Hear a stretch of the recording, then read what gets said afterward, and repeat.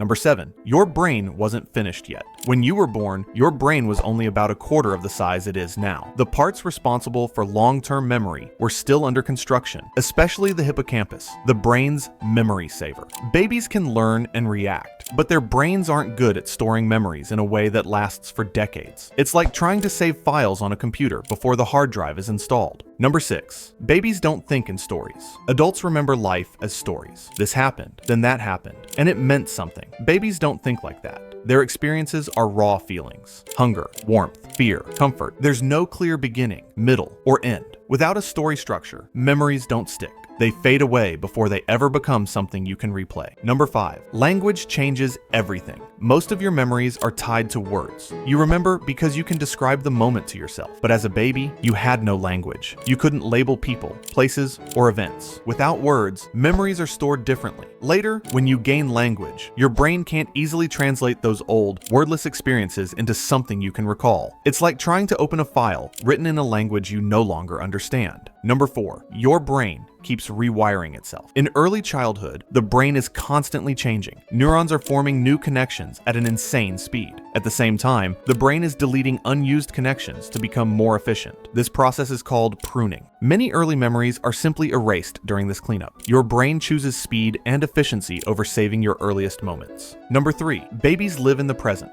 Adults often replay the past or imagine the future. Babies don't. They live almost entirely in the now. When something happens, it matters deeply in that moment. Then it's gone. There's no mental habit of revisiting it later. Without repetition and reflection, memories don't get reinforced. They disappear quietly. Number 2. Emotions alone aren't enough. You might think strong emotions would lock memories forever, but in babies, emotions don't work the same way yet. The emotional system is active, but it's not fully connected to the memory system. So even intense experiences don't always become permanent memories. Fear, joy, or pain may shape behavior, but they don't become clear memories you can recall as an adult. Number 1. You're remembering memories, not reality. Many people believe they remember being a baby, but most of those memories are actually reconstructions. They come from photos, videos, family stories, or things you've been told again and again. Over time, your brain fills in the gaps and creates a scene that feels real, but it's more imagination than memory. The mind is incredibly good at convincing you that something feels true. Here's the strange part. Even though you can't remember being a baby,